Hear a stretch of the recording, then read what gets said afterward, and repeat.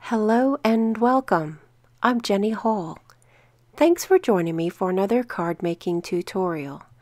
Today I'm sharing an idea for a very easy to duplicate shaker card. This shaker card is easy to use with any piece of designer series paper, but today I'm going to stamp with Abstract Impressions stamp set, which is really pretty. It's a nice big double stamp set, and the coordinating designer series paper. The paper is gorgeous.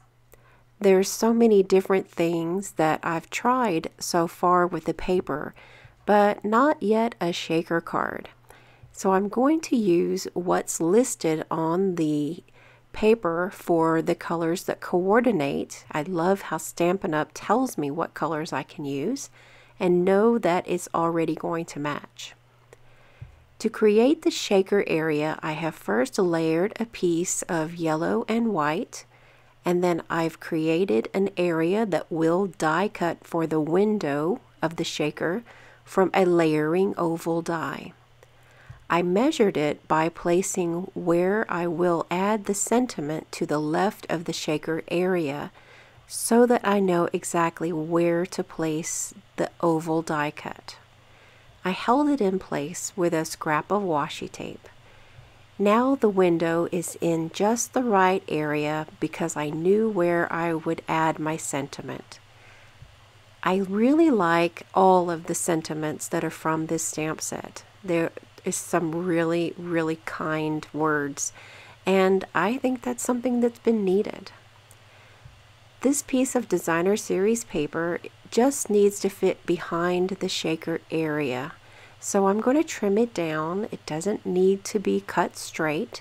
It just needs to be able to stay behind the window area and not let the card base be shown.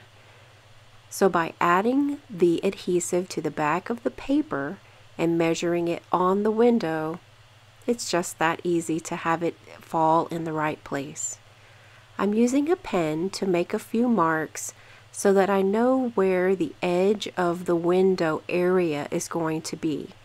I want my foam adhesive strips to lay on the outside of that window so that it doesn't show through the window sheet area.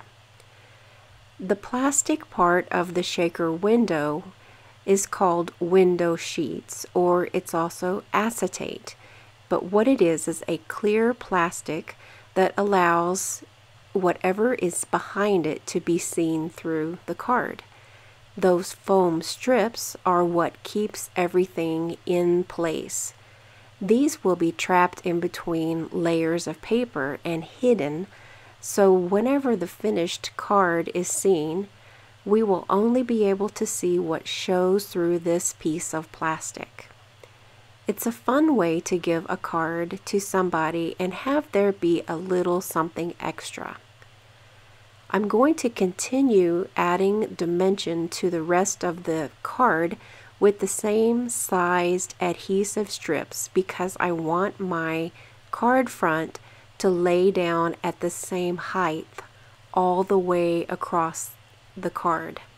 So these foam strips need to be used on all of the card area so that I get a nice, firm, and even leveled card front. The area of the shaker card is going to now be adhered. That plastic sheet is going to be adhered to the front, and I used a little bit of snail adhesive. Liquid glue would work as well, but I caution you, with liquid glue and a shaker card, then it could get a little bit messy, or at least it does for me. The inside of the card is kept very simple, and I've used another strip of that beautiful paper.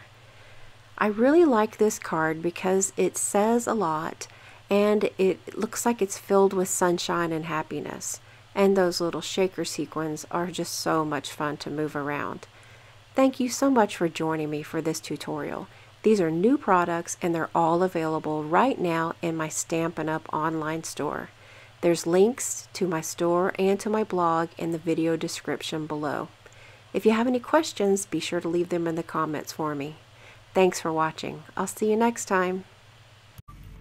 Thanks for watching the video. Have a good day!